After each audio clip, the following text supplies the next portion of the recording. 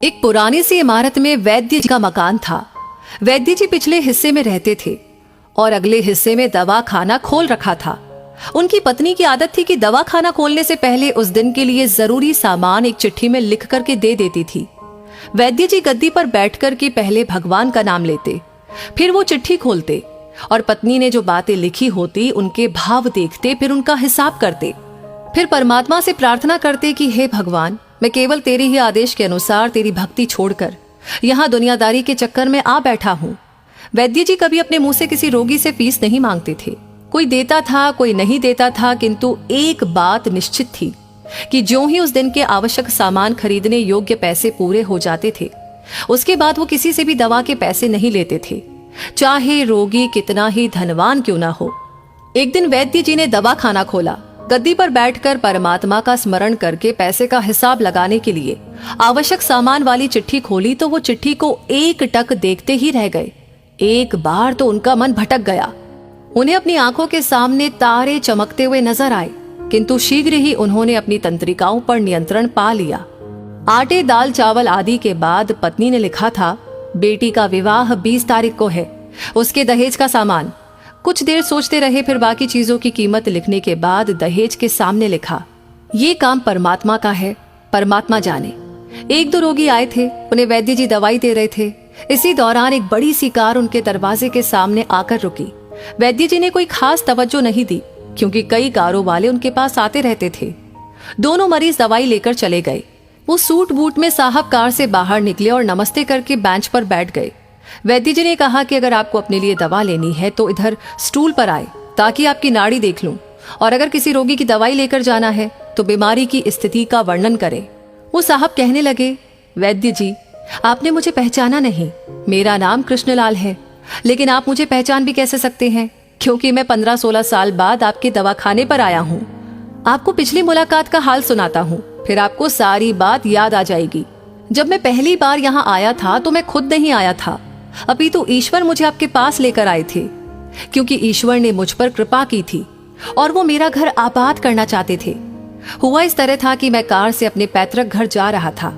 बिल्कुल आपके दवाखाने के सामने हमारी कार पंक्चर हो गई। ड्राइवर कार का पहिया उतारकर पंक्चर लगवाने चला गया। आपने देखा कि गर्मी में मैं कार के पास खड़ा था, तो आप मेरे पास आए और दवाखाने की ओर इशारा किया और कहा कि इधर आकर कुर्सी पर बैठ जाए। फिर मैं कुर्सी पर आकर बैठ गया। ड्राइवर ने कुछ ज्यादा ही देर लगा दी थी। एक छोटी सी बच्ची भी यहाँ पर आपकी मेज के पास खड़ी थी और बार बार कह रही थी, चलो ना बाबा, मुझे भूख लगी है। आप उससे कह रहे थे कि बेटी थोड़ा धीरज धरो, चलते हैं। मैं ये सोचकर इतनी देर से आपके पास बैठा था और मेरे ही कारण आप खाना खाने भी नहीं जा रहे थे। मुझे कोई दवाई खरीद लेनी चाहिए ताकि आप मेरे बैठने का भार महसूस न करें। मैंने कहा कि वैद्य जी, मैं पिछले 5-6 साल से इंग्लैंड में रहकर के कारोबार कर रहा हूँ। इंग्लैंड जाने से पहले मेरी शादी हो गई थी, लेकिन अब तक बच्चे के सुख से वंचित हूँ। यहाँ भी इलाज कराया और वहाँ इंग्लैंड में भी, लेकिन किस्मत ने निराशा के सिवा और कुछ नहीं दिया। आपने कहा था कि मेरे भाई, भगवान से निराश न हो। याद रखो कि उसके कोष में किसी चीज की कोई कमी नहीं है। आस, औलाद, धन, इज्जत, सुख दुख, जीवन, मृत्यु, सब कुछ उसी के हाथ में है। ये किसी वैद्य या डॉक्टर के हाथ में नहीं होता और न ही किसी दवा में होता है।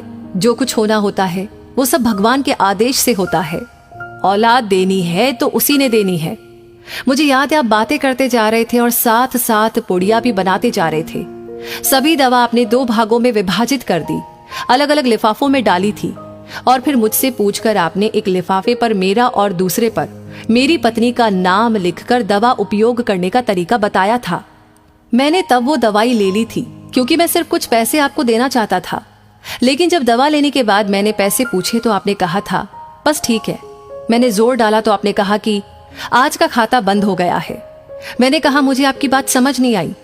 इसी दौरान वहां पर एक और आदमी आया और उसने हमारी चर्चा सुनकर मुझे बताया कि खाता बंद होने का मतलब ये है कि आज के घरेलू खर्च के लिए जितनी राशि वैद्य जी ने भगवान से मांगी थी वो ईश्वर ने उन्हें दे दी है। अधिक पैसे वो ले नहीं सकते। मैं कुछ हैरान हुआ और कुछ दिल में लज्जित भी कि मेरे विचार कितने निम्न थे और ये सरल चित्त वैद्य कितना महान है। मैंने जब घर जाकर पत्नी को औषधि दिखाई और सारी बात बताई तो उसके मुंह से निकला, वो इंसान नहीं, कोई देवता है। और उसकी दी हुई दवा ही हमारे मन की मुराद पूरी करने का कारण बनेंगी। आज मेरे घर में 2 फूल खिले हुए हैं। हम दोनों पति पत्नी हर समय आपके लिए प्रार्थना करते रहते हैं। इतने सालों तक कारोबार ने फुर्सत ही नहीं दी कि स्वयं आकर आपसे धन्यवाद के 2 शब्द कह सके। इतने बरसों बाद आज भारत आया हूँ और कार केवल यहीं पर रोकी है। वैद्य जी, हमारा सारा परिवार इंग्लैंड में सेटल हो चुका है। केवल मेरी एक विधवा बहन अपनी बेटी के साथ भारत में रहती है। हमारी भांजी की शादी इसी महीने की 21 तारीख को होनी है। न जाने क्यों जब जब मैं अपनी भांजी के भात के लिए कोई सामान खरीदता था तो मेरी आंखों के सामने आपकी वो छोटी सी बेटी भी आ जाती थी और हर सामान में दोहरा खरीद लेता था।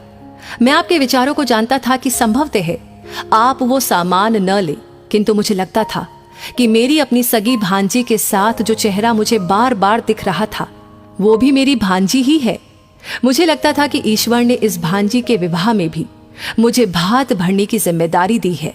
वैद्य जी की आंखें आश्चर्य से खुली की खुली रह गई और बहुत ही धीमी आवाज में बोले, कृष्णलाल जी, आप जो कुछ भी कह रहे हैं मुझे समझ में नहीं आ रहा कि ईश्वर की ये क्या माया है। आप मेरी श्रीमती के हाथ की लिखी हुई ये चिट्ठी देखिए। और वैद्य जी ने चिट्ठी खोलकर कृष्णलाल जी को पकड़ा दी।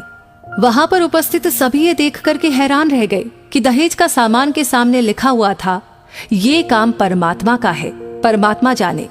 कांपती सी आवाज में वैद्य जी बोले, कृष्णलाल जी, विश्वास कीजिए कि आज तक कभी ऐसा नहीं हुआ कि पत्नी ने चिट्ठी पर आवश्यकता लिखी हो और भगवान ने उस दिन उसकी व्यवस्था न कर दी हो।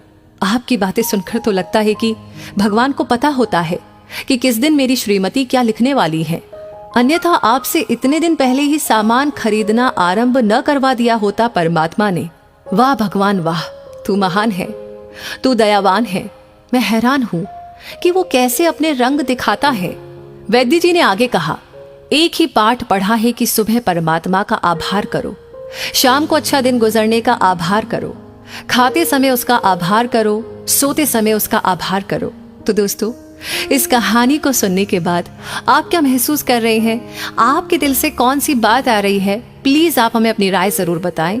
इस वीडियो को लाइक आपने कर दिया है तो शेयर करना बिल्कुल ना भूलें। आपका हर एक लाइक, हर एक कमेंट, हर एक शेयर हमें इंस्पायर करता है ऐसी कहानियां आप तक पहुंचाने के लिए।